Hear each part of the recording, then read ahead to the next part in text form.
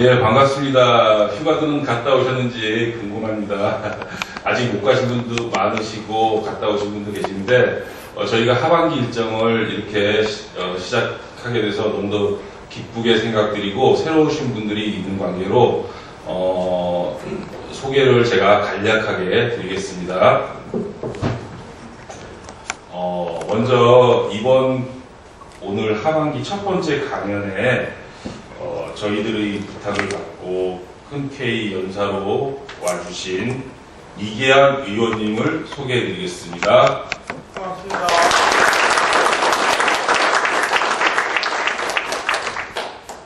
다음에는 삼익제약의 이충환 대표님 소개해드리겠습니다. 고맙습니다. BMW 코리아 조인철 이사님이십니다. 삼정 KPMG의 서원정 대표님이십니다. 한국전력 해외 부사장 박정근 부사장님이십니다.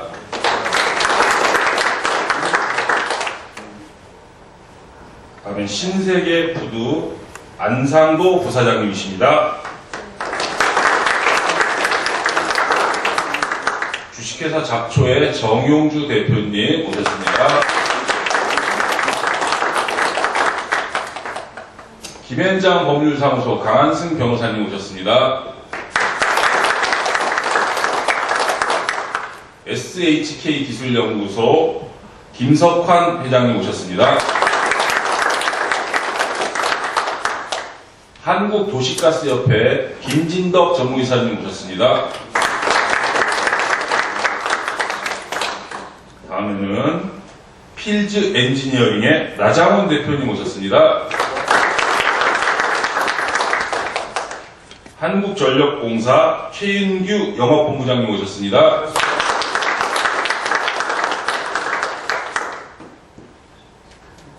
신용보증기금의 차재성 팀장님 오셨습니다. 메일유업의 박성구 이사님 오셨습니다. 무형문화재 104호 이성재 회장님 오셨습니다. 다음엔 주식회사 림핏의 박광렬 대표 오셨습니다.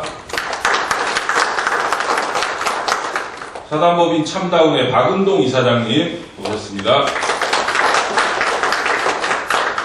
주태성의 신은주 회장님 오셨습니다. 다월 종합건설의 임종대 전무님 오셨습니다. 파프리카 커뮤니케이션 한정훈 대표님 오셨습니다. 자, UPM의 김용길 대표님 오셨습니다. 한양대 경영학과 정영천 교수님 오셨습니다. 대명 PLC의 윤성환 부사장님 오셨습니다. 자, 현재 오신 분 중에 마지막으로 저와 함께 호스트 역할을 하고 있는 한국경제신문의 최규슬 본부장님이십니다.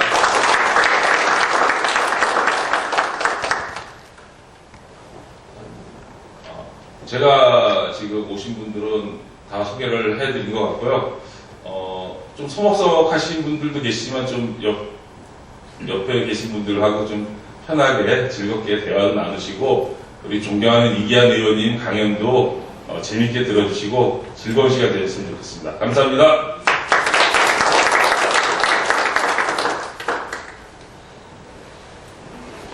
네, 참석해주신 내빈 여러분 모두 정말 감사드립니다. 지금부터 본 강연을 시작할 때까지 조찬을 한 5분 뒤쯤 준비해드릴 예정인데요. 편안하게 단소 나누시길 부탁드리겠습니다.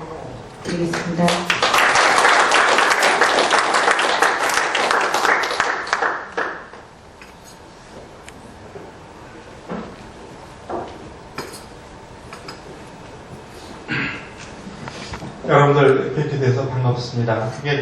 이렇게 편안한 자리에서 앉아서 말씀도 여러분들이 하고 오랜만이어서 이야기를 잘 할 수 있을지 모르겠습니다. 이게 지금 제가 2004년부터 2008년도까지 17대 국회의원을 했는데 임기를 하루 앞두고 제가 이 중국 여행 프로그램을 짜서 중국 여행을 했어요. 그러니까 여러분들 지금은 출국 신고할 때 그런 게 없고 입국 신고할 때만 있는데 2008년도만 해도 출국 신고하는 난 그런 카드가 있어서 직업을 쓰는 게 있었습니다. 직업. 그러니까 임기가 이틀인가 남았지만 제가 국회의원이잖아요. 거기라고 쓰고 나왔는데 그럴 때 보니까 아무것도 쓸 게 없더라고요. 제가 7월 29일 날 우간다, 탄자니아 종교적인 행위를 하게 됐어요. 단기 선교팀을 따라서 나갔는데 그때 나갈 때는 제가 직업란에다가 정치인이라고 쓰고 세상치료지원하고 최고위라고 썼는데 가이는 동안에 우리가 13공 선거를 완전히 졌다고 그러는 질도 졌다고 생각하면서도 졌어요. 그러니까 정치판은 책임을 지면 그날로 그냥 사퇴하거든요. 그래서 지금은 새정치민주화의 치부현 자리도 다 털려서 지금은 그냥 평등하고 됩니다. 지금 얘기하는 거를 하나 더 하면 제가 직업을 소개도 했습니다만서도 최고 경영자를 거친 유별난 정치인인데 현대에서만 직장 생활을 28년 동안 했습니다. 28년 동안 하는 동안에 이런 대부분의 사람들이 그렇게 하시겠지만 이 현대라는 울타리 안에서 이렇게 8개 회사를 돌아다니면서 얘기했습니다. 근데 그 중에서 가장 직업과 사람의 행동이 이렇게 달라지나 하는 것을 느낀 것이 두 번이었는데, 현대동사장 할 때에 이제 이런 자리 오면 안녕하십니까 하고 그 다음에 꼭 물어보는 버릇이 있었습니다. 뭐 물어보냐면 혹시 차는 못 타세요? 그러면 이를테면 소나타를 탄다고 그러면 사업 잘하고 돈 많이 버셔가지고요 에쿠스 되게 좋아요. 에쿠스 타세요. 그러니까 항상 그런 식으로 얘기를 해서 모든 사람들한테 대해서 잘 되라고 말하고, 그러니까 굉장히 좀 좋은 어포머티브한 그런 얘기를 많이 하고 살았는데, 그러다가 2001년 7월 달에 갑자기 현대 캐피탈 가가지고 현대 카드 사는 일을 하게 됐어요. 현대 캐피탈에 가서 보니까 소비자 금융하는 사람은 그렇지만 기업 금융도 하는 경우가 있는데, 기업 금융을 하다 보니까 돈 끌어오는 사람들은 대개 다 제1금융권에서 돈을 구기가 어려워서 여기저기 돌아다니시다가 오시는 분이에요. 그래서 오래간만에 사업하는 친구가 전화가 오면 그때부터 겁이 덜컥 나는 거예요. 자동차 살 때 같으면 꼭 안부 물어보고 사업 잘 되냐, 차는 잘 가냐, 이렇게 물어보고 재미난 얘기를 하는데, 현대 캐피탈 가서 회전하면서 전화 오면은 전화 받은 다음부터 그때부터 막 머리를 굴리는 게 뭐냐면, 저 친구는 이제 1시간 후면 오는데 어떻게 의상하지 않고 거절하나. 참 취급하고 그런 게 많이 관계가 되는 생각합니다. 오늘도 제가 처음에 강연하려고 할 때는 제가 쓴 책 중에 2010년도에 서울시장 출마할 거라고 생각하면서 누가 칼레이 신을 거냐는 책을 쓰고, 그 내용이 지금 여러 가지 우리가 안고 있는 문제들, 제가 명함을 나눠 드리는 거가 아마 책 속에 넣어 드릴 건데, 거기 보면은 2.1 연구소 이사장이라는 얘기를 썼을 건데요. 2.1 연구소의 2.1이라는 거가 통계 용어입니다. 통계 용어 중에 합계 출산율이라는 것이 있는데, 합계 출산율은 여기 계신 남자분들, 대부분의 남자분이신데, 남자분들은 관계가 없고, 여성을 기준으로 해서 평생 동안 몇 명의 아이를 낳느냐 하는 것을 우리가 합계 출산율이라고 그러고, 통계학적으로 한 나라가, 한 사회가 인구가 현상 유지를 하려면 2.1명씩을 낳아야 한다는 거죠, 적어도.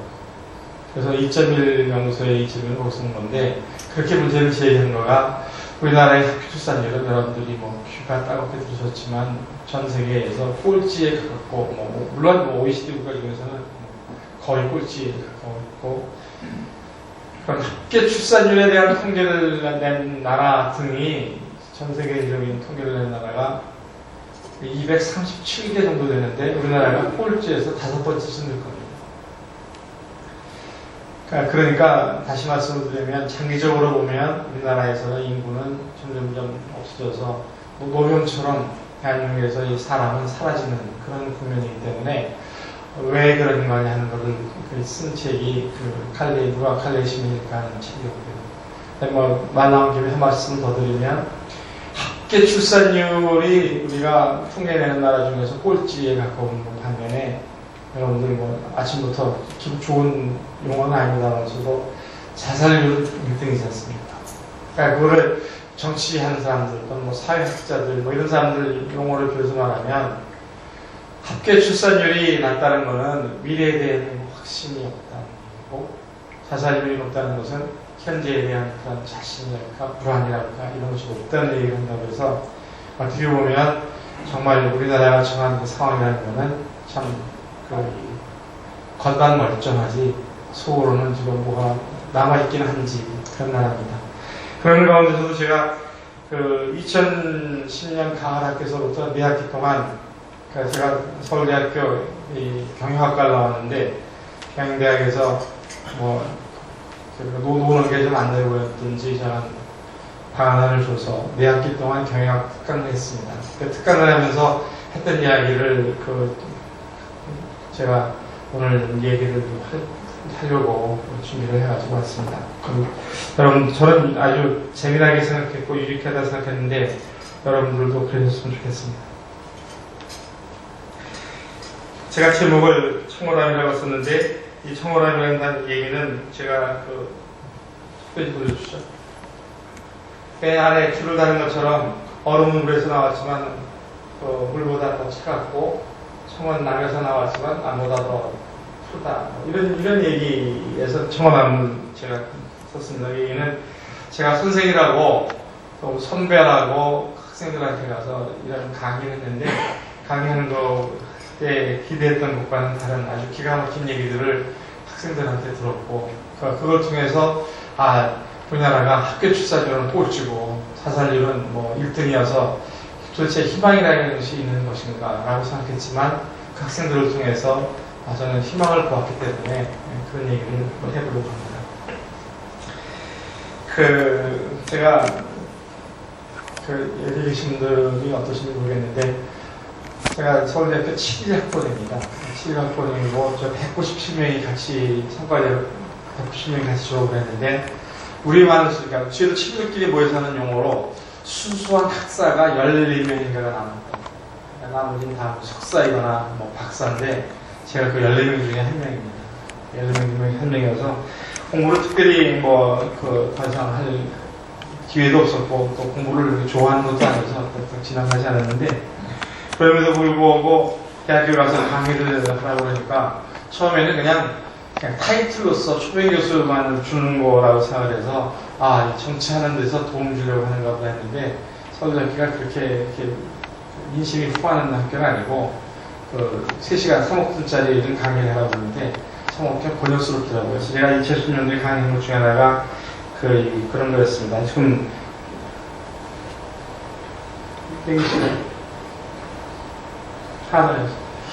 두 가지 자료를 주고 그 피퍼 쓰는 거 토론하는 숙제를 줬습니다. 하나는 이 삼국지가 이렇게 신문 연재소설처럼 이렇게 장으로 되어 있지 않습니까? 백삼장이 오장원의 거울을 배가지고 오장원 전투에서 사마이하고 제갈비명이가 싸우는 얘기 그 장면인데 그 장면에 나오는 이야기하고 그다음에 출애굽기를 2개를 주고 그걸 읽어보고서 제가 여기서 어떤 그런 얘기들이 다룰 수 있느냐 이런 거를 쓰는 거가 토론의 주제였습니다. 그 앞에 다시 한번 압박하시겠습니다.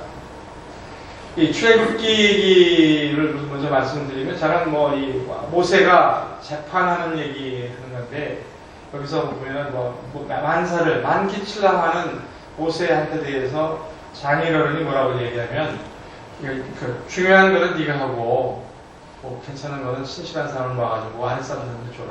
정말 경영에서 말하는 이렇게 피라미드 조직에 관한 이야기고, 그 다음에 무슨 뭐 관할 위임에 관한 이야기고, 이외에 관한 매니지먼트 그런 거에서, 뭐, 푼치 같은 사람이 쓴 뭐, 프린시플 오브 매니지먼트 같은 걸 그 책 보면은, 그 우리나라 우리가 배운, 현대 사회에서 통용되고 있는 피라미드 조직 같은 거에 그 원조가 출애굽 기다 이렇게 말하는 거죠. 여러분 잘 아시는 거죠. 그 다음에 식도사본에 관한 얘기 맨 뒤에 한번 보여주시겠습니까? 맨 뒷장은 식도사본이잖아. 와서 좀 돌려.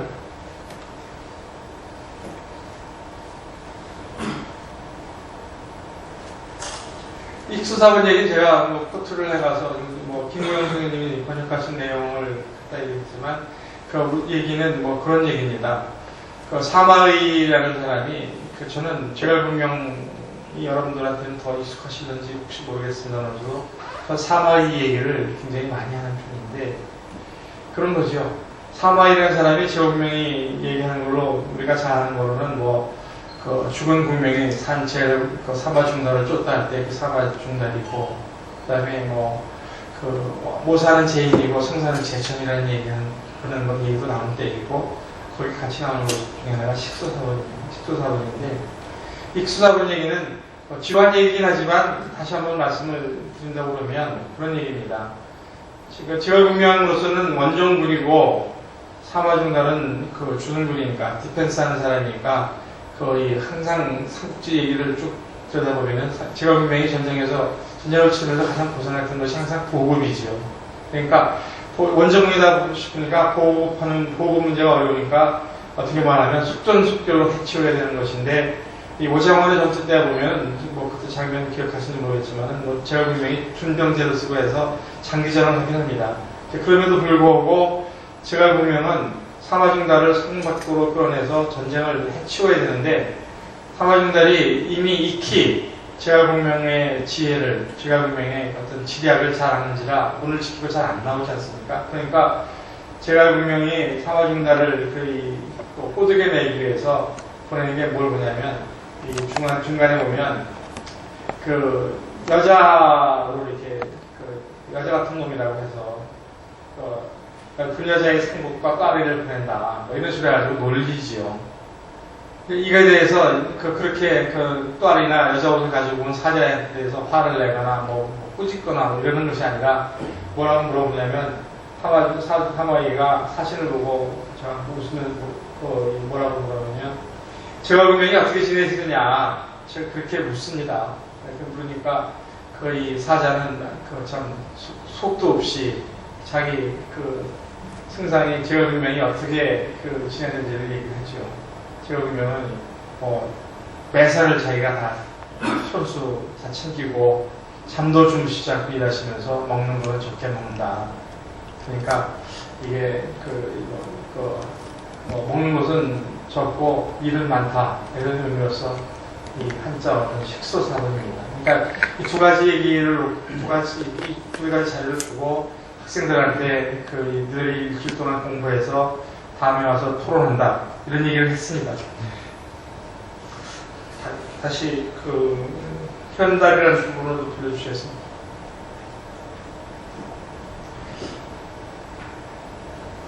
제가 그냥 학생들이었으니까 경영학과 학생이긴 하지만 학생이었으니까 다른 과목 시간에 경영학을 나름대로 배웠을 까 생각해서 답을 쓸 거라고 생각한 거가 대체적인 건 그런 거였습니다. 쉽게 얘기하면 매니지먼트 바이 익셉션 그래가지고 모든 거를 다 네가 할 게 아니라 윈도는 중요한 일을 하고 뭐 이런 식으로 얘기하고 또는 아래 사람들한테 반환을 위임하는 얘기를 하고 또는 사자가 맥없이 자기가 평화로서 우리 승상은 아침에 일찍 하고 저녁에 늦게 자며 먹는 것은 적게 먹고 뭐 이런 친지 다 한다 이런 얘기 같은 거가 통상적인 에지이즈를 말하는 거지만 전문가 눈에는 제갈공명이 어떤 공박한 상황에 처해 있는 것을 알 수 있는 것이기 때문에 보안이 중요하다 이런 얘기 할 수도 있고 또는 인풋 없이 아웃풋만 빼먹으면 사람이 견딜 수가 없다. 그러니까 교육을 해야 되고 훈련해야 되고 그 다음에 제가 대학교를 나오고서 더 이상 공부 안 했다고 그러지만 그래도 오늘날 제가 여기 서서 말할 수 있는 것은 독서를 해서 그렇다고 생각하는데 독서가 중요하다고 생각하고 이 정도를 얘기를 할 거라고 생각하고서 기대를 하고서 토론했는데, 근데 전혀 다른 사람, 의견을 낸 사람들이 있었어요.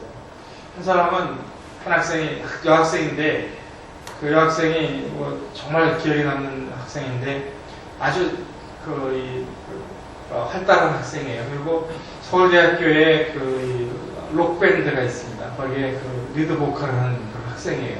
그 학생이어가지고 저한테 미녀는 괴로워라는 영화를 봤냐는 거예요. 근데 이 미녀는 괴로워라는 얘기가 사실은 일본의 만화를 가지고 찾아봐서 만든 영화인데, 어떤지 간에 90kg 나가는 여자가 다이어트하고 성형수술하고 한 얘기, 그런 얘기가 주요 흐름이고, 영화에 보면 김하중 씨가 그런 역할을 합니다. 그래서 그 얘기를 하는데, 얘기가 뭐냐면, 다이어트를 했더니, 퉁퉁하고 몸이 크고 그럴 때는 아무 일도 없었고, 또 아무 걷어보는 사람이 없었는데, 다이어트를 하고 성형미인이 됐더니, 세상 일들이 되게 많아졌다. 그러면서 식소사본이라는 걸 식소를 다이어트라고 번역합니다. 식소를 다이어트라고 번역하고, 그래서 진짜 골프 먹는 이게 성차별하는 거라든지 그런 얘기 용어지는 않으셨으면 좋겠는데, 제가 그러다 보니까 걷어보지도 않고 직장에서도 항상 이렇게 무저로서 살 수밖에 없었는데, 다이어트하고 그다음에 성형수술해서 성형명이 됐더니 일이 무지하게 많아지는 얘기. 그래서 그렇게 하면서 식소사본, 조금 먹고 왔더니 일이 많아졌다. 이렇게 해석을 하는 사람이 하나 있었어요. 또 한 학생은 와가지고 얘기하는 게, 지금은 을에 관한 이야기, 제가 속해 있는 새정치민주연합에서는 을로위원회라는 게 있어서 세계 사람 관계를 대기업과 중소기업 등등을 갑과 을 관계로 봐서 을위원회라는 것이 있기도 합니다만서도, 특히 제가 중소기업, 사회적 기업, 협동조합 등 얘기했지만, 특별히 그날 예를 들어서 학생이 조사와서 얘기하는 거는 사회적 기업이라는 거를 가지고 얘기했어요. 그러니까 식소사본이라는 얘기가 거꾸로 해석해서, 일은 무지하게 많은데, 한 일은 되게 많은데 먹는 건 없다. 그러니까 중소기업의 얘기도 하고, 의뢰 얘기, 모든 전문적인 얘기고, 협동조합에 관한 이야기고, 사회적 기업에 관한 얘기라고 생각이 됩니다. 근데 그렇게 해석된 것이 2010년 가을이었는데, 2012년인가 13년인가 그 해에 직장인이 선택한 사자성어, 그 해에 제가 2012년, 13년인지 기억 정확하게 못하겠습니다만도 2012년, 2013년도에 직장인들이 선정한 그 해의 사자성어가 식소사본이더라고요. 그리고 그 해석이 저 학생이 쓴 것처럼, 저 학생은 분명히 2010년 가을에 저한테 투표를 보냈습니다. 그렇게 내면서 쓴 거가 우리나라의 중소기업, 우리나라의 사회적인 기업, 우리나라의 협동조합 등들이 일을 허물나게 많은데 실제로 자기가 먹는 거는 적다. 식소사본이 그렇게 해석을 했어요. 그러니까 교과서적으로 얘기하면 앞에 말했던 것처럼 정답을 냈던 사람들, 그렇게 했던 사람들한테 학점을 잘 주게 되는데, 미녀는 괴로워라고 써가지고 와서 발표한 학생과 사회적 기업을 해서 죄송합니다. 그러니까 식소를 다이어트라고 얘기하고 사본이 되니까 이 세상에 이 잘못된 가치관이랄까 이런 것을 풍자하는 것이기도 하고 비판하는 것이라고 볼 수 있는 어떻게 말하면 미모가 직장 내에 대해서 또는 사회활동하는 데 있어서 미친 영향할까 이런 걸 설명한 미녀는 괴로움을 말한 사람과, 또 반대로 식소사본을 거꾸로 해석해서 사본인데 식소다. 일은 되게 많지만은 실제로 손에 잡히는, 내가 실제로 얻을 수 있는 소득은 작다고 해석한 사회적 기업을 설명한 사람을 어떻게 학점을 줄 것인가 하는 그런 고민이 있었습니다. 두 번째. 그 다음에 이제 아까 제가 이렇게 창세기 얘기를 하면서 무도머리를 주어서 재판하게 하다는 제목으로 이 성경 구절이 되어 있는데, 이거에 대해서 얘기가 해석하는 거가 매니지먼트 바이 익셉션이라든지 딜리게이션이라든지 임파워먼트라는 얘기 하는 거를 다른 측면으로 해석한 거예요. 무슨 얘기냐면은 여러분들이 잘 기억하시는 것처럼 후빈정 서문에 보면 나란 말씀이 중국과 달라 이렇게 얘기하면서 얘기를 하는 것이 위참이냐야, 그러니까 백성을 가엽게 여겨서 만든다는 얘기를 하지 않습니까? 그러니까 맨 앞에 가서 출애굽기 다시 한번 좀 보시겠습니다.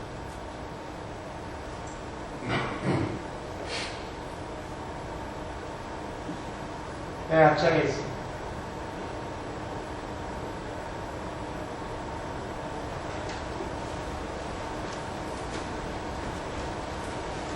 출애굽기 내용에 보면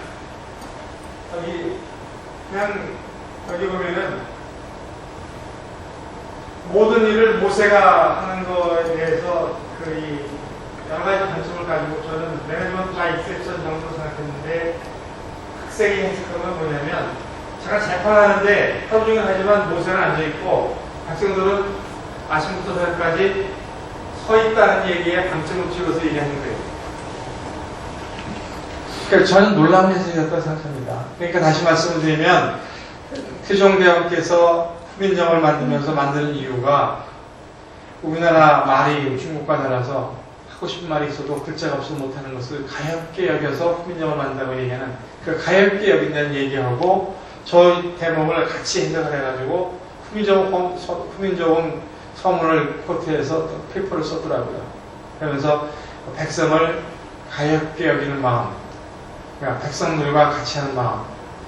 그러니까 이를테면 그 성경 로마서에 그런 게 있습니다. 정치하는 사람들한테 하는 얘기 중에 하나가 뭐냐면 즐거워하는 자들과 함께 즐거워하고 우는 자들과 함께 울라는 그런 성경 구절이 있는데 그것까지 곁들여서 그런 글을 썼어요. 그러니까 제가 정치하는 사람이기 때문에 저한테 대한 메시지를 썼는지는 알 수 없습니다만서도 정치하는 사람들이 자기가 무슨 일을 많이 하기 위해서 피라미드 조직을 만들어가지고 이피션시를 따지고 권한을 위임하고 해서 일을 많이 하는 것, 그게 중요하지만 그거보다도 그렇게 하는 이유가 백성을 가볍게 여기고 백성이 너는 아무리 바빠도 하루 종일 일을 많이 하지만 앉아서 편하게 앉아서 하지만 너한테 서비스 받기 위해서 기다리는 그런 백성은 아침부터 저녁까지 서 있지 않느냐 그런 거에 대목을 써가지고 해석을 해서 그걸 쓴 사람이 하나 있었습니다.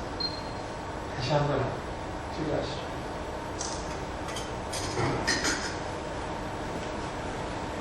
두 번째는 더 거창을 써가지고 측은지심에 관한 얘기, 맹자의 사담설 중에서 측은지심에 관한 얘기, 그거 어떻게 보면 어렵게 하고 같은 얘기인하면서도 인용하는 거가 한 사람은 훈민정음 서문을 인용했고 한 사람은 맹자의 사담설을 인용해가지고 거의 지금 모세의 장인이 한 얘기를 측은지심을 인용해서 글을 쓰는 사람이 하나 있었습니다.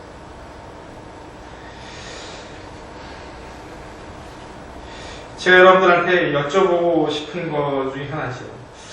여러분들이라면 두 개의 자료를 주고 경영학적인 측면에서 경영학적으로 얻을 수 있는 지혜가 뭐냐는 질문을 던지고 제가 페이퍼를 써라 그리고 그걸 가지고 토론하자고 했는데 지금 미녀는 교를 쓴 사람이라든지 중소기업처럼 일은 많지만 먹을 건 없다고 쓴 사람이라든지 아니면 세종대왕께서 한글을 만드신 그런 생각 또는 맹자가 말하는 사담설에서 말하는 측은지심을 얘기해서 글을 쓴 사람들을 보면 어떤 사람한테 어떤 학점을 줄 수 있겠는가 하는 생각입니다. 특히 미녀는 괴로워를 쓴 사람 쓰고 할 때 저는 처음에 참 뻘쭘하다 이런 애가 다 있나 이런 생각을 했어요. 근데 그 학생이 그냥 학생이 아니라 서울대학교 경영대학이라고 보면 지금 이렇게 공부 잘하는 수업까지 얘기하면 아마도 이 반올로 찍어서 이렇게 큰 A4 용지에다가 반올로 찍어서 한 구멍 찍힐 정도에 찍힌 학생들이 갈 수 있는 대학일 겁니다. 그런데 그런 학생이 그런 걸 몰라서 매니지먼트 바이 익셉션이라든지 인파워먼트라든지 또는 교육의 중요성이라든지 이런 거를 몰라서 미녀는 교육이라고 얘기를 했을까? 그렇게 했을까 하는 생각.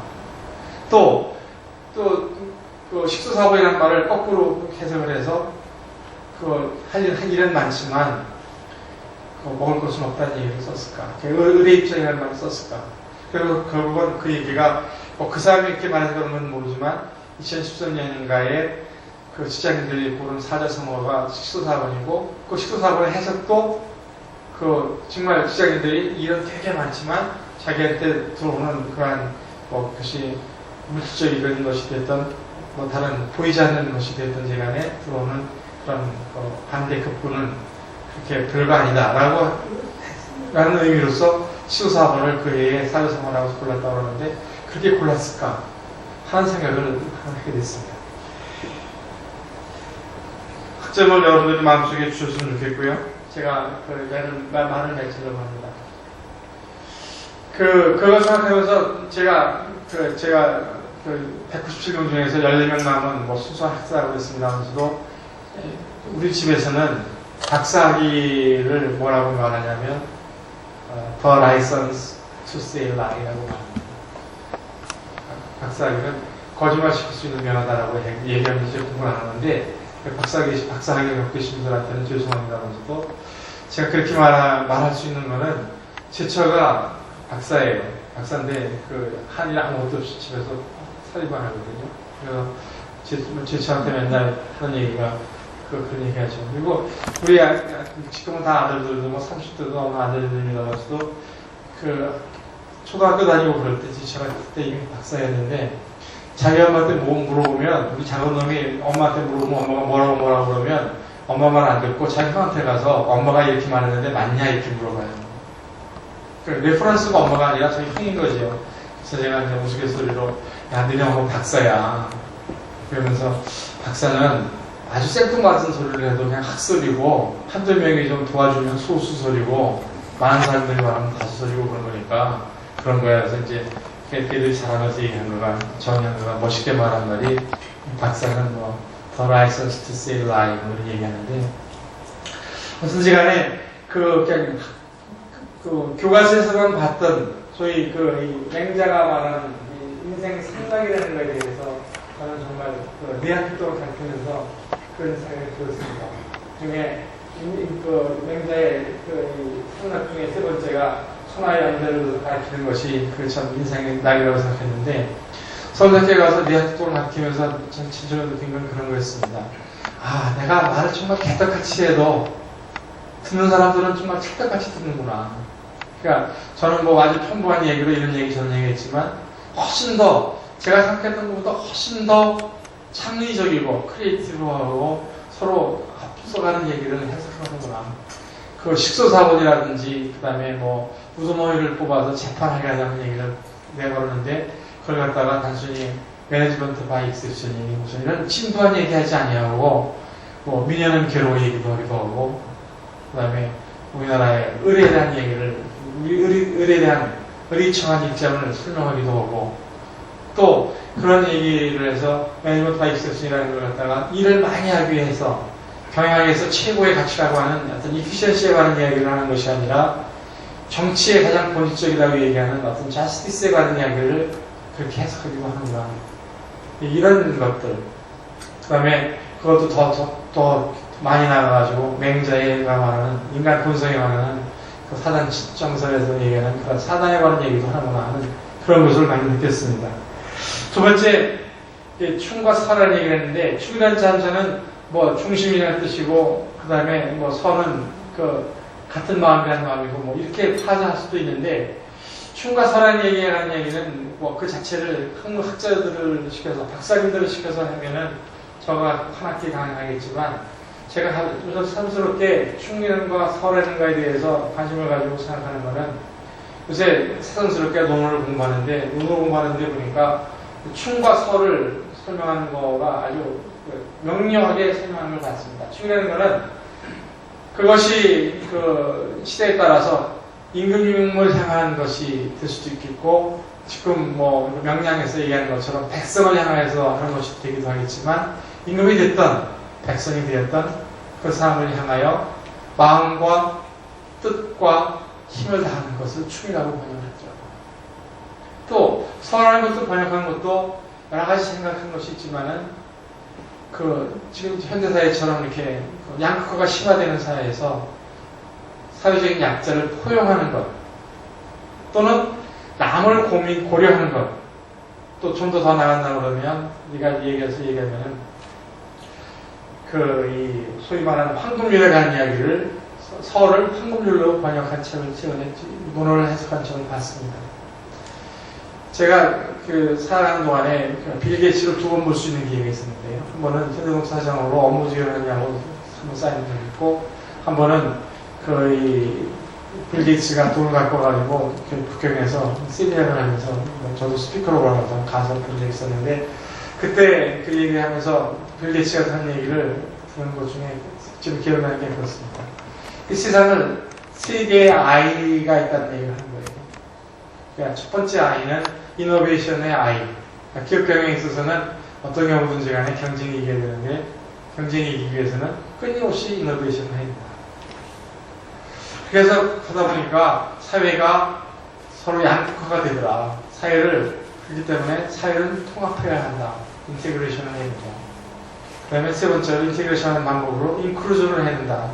그러니까 인클루전이라는 말이 그 양반이 해석하는 걸 쭉 보면 결과적으로 말하면 그 남에 대한 배려이고 또 내가 상대방한테 대해서 황금률에서 말하는 것처럼 황금률 두 가지 경우가 있다고 보는데 거꾸로 내가 하기 싫은 일 아무것도 시키지 말라는 식의 어떤 그런 데피니션을 해서 하는 그런 황금률이 있고 성경에서 말하는 것처럼 남에게 대접받고자 하는 대로 너희도 남에게 대접하라고 하는 그런 황금률이 있는데 그런 의미로서 이 프로젝트 얘기하는 걸 봤습니다. 그걸 보면서 지금 이 시대에 우리가 할 수 있는 얘기가 뭘까? 아주 극단적으로 말하면 정치적으로 말하면 세월호 참사 때문에 우리나라 전체가 어떤 브레이크에 빠져 있어가지고 물배에 빠져서 일상으로 돌아가지 못하고 허덕거리고 있는데 정말 우리가 할 수 있는 얘기가 뭘까? 이런 얘기를 하면서 생각한 것 중에 하나가 춤과 사회라는 얘기였습니다. 마지막으로 백 투 더 베이시스에 관한 이야기는 제가 강의를 굉장히 많이 하는 강의 중에 하나인데 결국 우리가 기본으로 돌아가야 한다. 기본이 뭘까? 하는 얘기는 뒤에 이 줄을 달았었습니다면서도 시간상 여러분들이 찾아보셨으면 좋겠다는 생각이 들고요. 백 투 더 베이시스에 관한 이야기는 제가 밥 먹으면서 잠깐 주제 테이블에 앉아서 얘기했지만 모든 업마다 자기가 하는 일마다 베이시스라는 것이 있을 거라 생각합니다. 백 투 더 베이시스를 가면 기본으로 돌아가자는 건데 우리나라에서도 사실은 김대중 대통령 정부 때 제2건국위원회를 만들어서 기본으로 돌아가자는 얘기를 한 적도 있고 여러 가지 있었습니다. 그러면 위기가 처하기만 하면 우리는 다시 초심으로 돌아가야 된다, 기본으로 돌아가야 한다는 얘기를 하는데 기본으로 돌아가는 얘기에 대한 이야기를 여러 각 분야에서 얘기할 수 있지만 지금 우리 조인철 이사도 계시고 하는데 자동차 업계에서 제가 설계사로 사장을 하면서 지금까지 느낌을 보면 자동차 업계 같은 경우에 기본으로 돌아가는 게 뭘까 하는 생각을 간단히 예를 들어서 말씀을 드리면 어쩌면 두 가지일 거라 생각합니다. 끊임없이 연비를 높이는 것과 끊임없이 친환경적인 내연기관을 만드는 걸 거다. 그렇게 생각합니다. 연비를 높이는 문제에 관한 이야기는 여러분들 잘 아시는 얘기라 거듭해서 말씀드릴 것은 없지만 지금 현재 우리가 쓰고 있는 에너지의 대부분은 화석연료인데 이 화석연료라는 것이 특성이 있지 않습니까? 제레미 리프킨 말에 의하면 화석연료라는 것은 어디나 편재해 있는 것이 아니라 특정한 곳에만 있는 특별한 에너지라는 것이죠. 우리나라 같은 경우에 참 딱하게도 석유가 나는 것도 아니고 석탄이 농도가 나는 것도 아닌 것처럼 그렇죠. 그 다음에 또 하나는 때가 언제인지는 모르지만 이 화석연료라는 것은 결국은 없어진다고 생각하는 거 아닙니까? 해마다 저장량이 새롭게 발견되기도 하고 또 찾으면 우리가 소위 말해서 프로분되어 있는 양이라는 게 옛날에 했던 거였다면 이미 석유가 이 세상에 없어져야 되는데 아직도 여전히 파고 있고 계속해서 많이 씀에도 불구하고 유저비어가 계속해서 발견되는 걸 보면 언제 될지는 모르지만 그럼에도 불구하고 그 누구도 무한대라고 말하지는 못하는 거가 아닙니까? 더 하나 더 중요한 거는 이 CO2 문제와 결과해서 얘기하면 화석연료가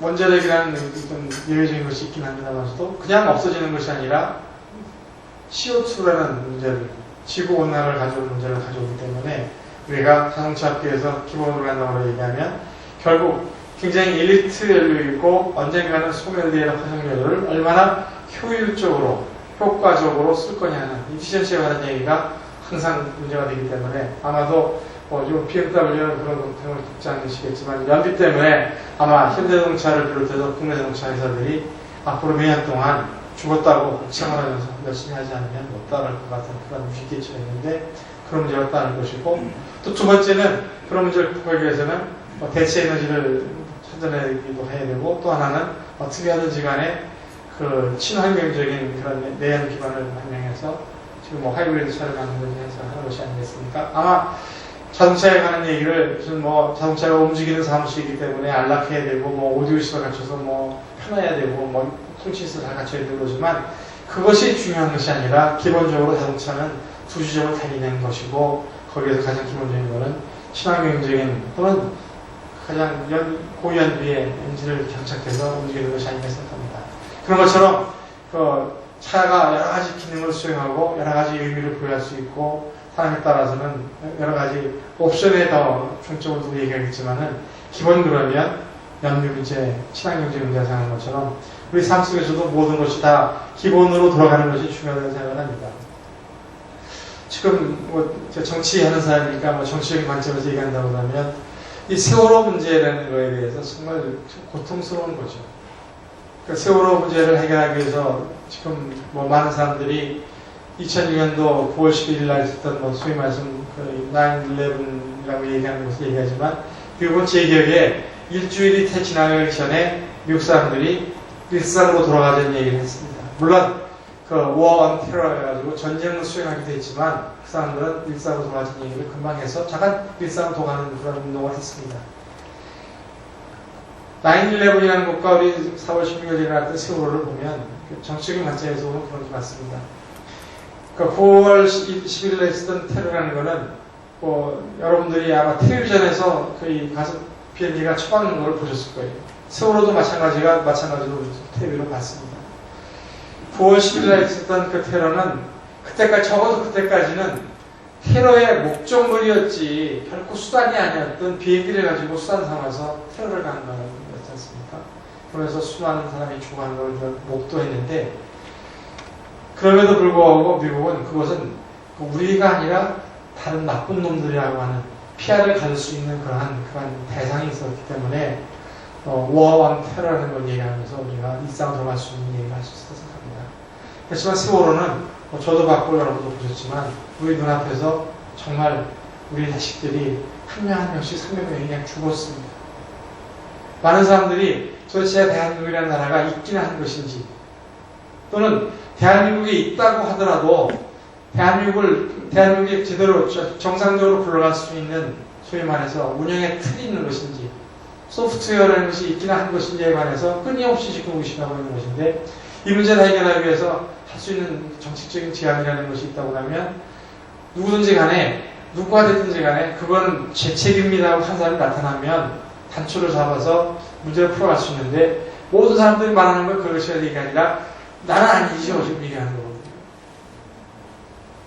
그러니까 그런 것을 우리가 어떻게 극복할 것인가를 따져 얘기했는데 이때 결국 필요한 얘기는 다시 내가 마음을 가다듬고 해야 되면 Back to the Basics라고 이 순간에 정치는 무엇을 해야 되고 검찰은 무슨 일을 해야 되고 이런 일을 하면 지금처럼 그 수사를 하는 것 또는 기소를 하는 걸 갖다가 유가족이 가서 해야 한다는 얘기를 하는 그런 문제. 어떻게 말하면 검찰이라든지 우리나라 모든 지도권이 신뢰를 잃지 않았다고 하면 있을 수 없는 얘기를 모든 지도권에 있는 그런 장치들이 신뢰를 잃다 보니까 그 자식을 잃은 부모라는 그런 절박한 마음 또 절실한 마음, 애달픈 마음 때문에 그 수사하는 과정에 자기들이 직접 관여해야 된다는 얘기를 할 정도로 가지고 있습니다. 어쩌면 그런 것에서 우리가 벗어날 수 있는 길이라는 것은 내가 지금 앞에 얘기를 제가 무슨 초월하는 얘기를 했습니다면서도 결국은 Back to the Basics라는 얘기를 해야 되지 않을까 하는 생각을 해보는 것이고요. 정리해서 말씀을 드리면 그래도 여기 계신 분들은 다 사회 지도자이시고 다 모든 것들이 답을 해야 하시는 분이긴 하지만 또 그래서 지금 보는 우리가 처해 있는 모든 것이 답답하고 어떻게 해야 될 것인가 당황스럽고 모든 것을 빨아들이는 그런 브레이크 같은 일들이 연속적으로 일어나서 어찌할 바를 모르지만 그럼에도 불구하고 제가 학교에서 강의할 때 지금까지 내가 잘났다고 공부하고 터득했다고 하는 지혜를 가지고 얘기를 했지만 우리의 가르침을 받아야 되는 학생이라고 생각하는 사람들은 저희가 생각할 수 없는 새로운 관점에서 세상의 일을 보고 해석하고 답하는 것을 저는 봤습니다. 그런 의미에서 우리가 그런 사람들이 한 기대가 또 평가이기도 하고 기대가 청원함이라는 것이 되었으면 좋겠다. 우리가 세상을 살면서 세상을 보는 눈이 청원함이라는 것을 보고 청원함이라는 기대가 있으면 이 세상은 비록 학교 출산율이 1.1을 못해서 초점이지만 또는 자살률이 세계 1등이기 때문에 왜 이런가 하고 하지만 아직 희망이 있지 않겠는가 그런 생각입니다. 생각을 하면서 세상 살면서 항상 생각하는 게 사람을 뵙고 얘기하는 거가 누군이 누구였든지 간에 오늘도 청원함이라는 것을 기억했으면 좋겠고 청원함을 맛보았으면 좋겠다는 생각을 가지고 정치도 하고 또 세상을 향해서 말하기도 합니다. 오늘 제가 준비한 얘기는 여기까지고요. 혹시 분야가 뭐든지 간에 제가 스스로 말하기는 비즈니스맨 턴드 폴리티션이라고 말합니다. 비즈니스 하다가 정치하는 사람인데 혹시라도 궁금하신 것이 있으시는지 같이 나눌 만한 지혜가 있으시면 말씀해 주시면 듣기도 하고 답하기도 하겠습니다. 고맙습니다.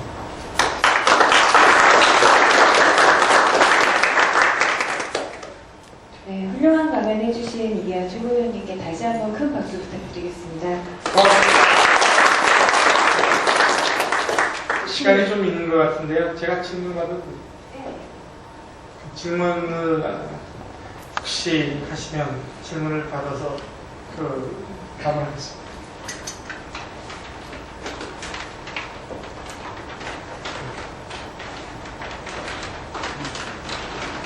혹시 질문 있으신 분 계십니까?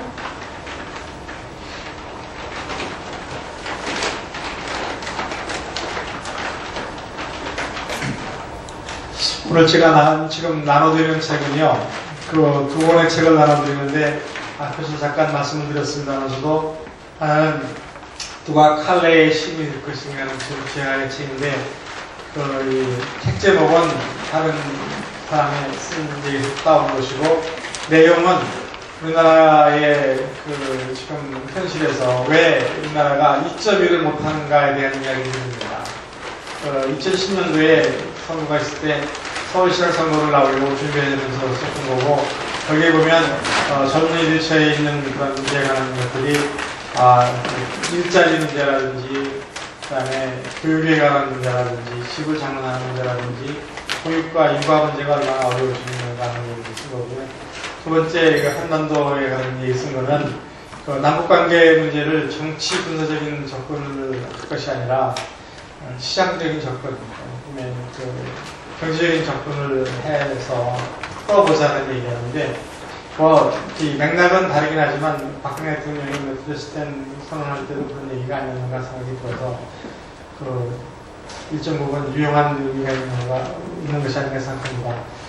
두 번째 책은 제가 2012년도에 제가 속한 당의 대통령 후보였던 문재인 후보의 성장 정책에 관한 부분을 제가 공약을 개발하고 수행하는 책이 있었는데, 그때 연장선상에서 성장 정책의 연장선상에서 썼던 책이고요.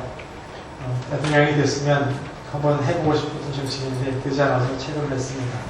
참고해 주시면 고맙겠습니다. 네, 좋은 강연과 책 선물 너무너무 감사드립니다. 다시 한번 이기현 최고위원님께 큰 박수 한번 부탁드리겠습니다. 네, 이상으로는 기념 촬영이 있겠습니다.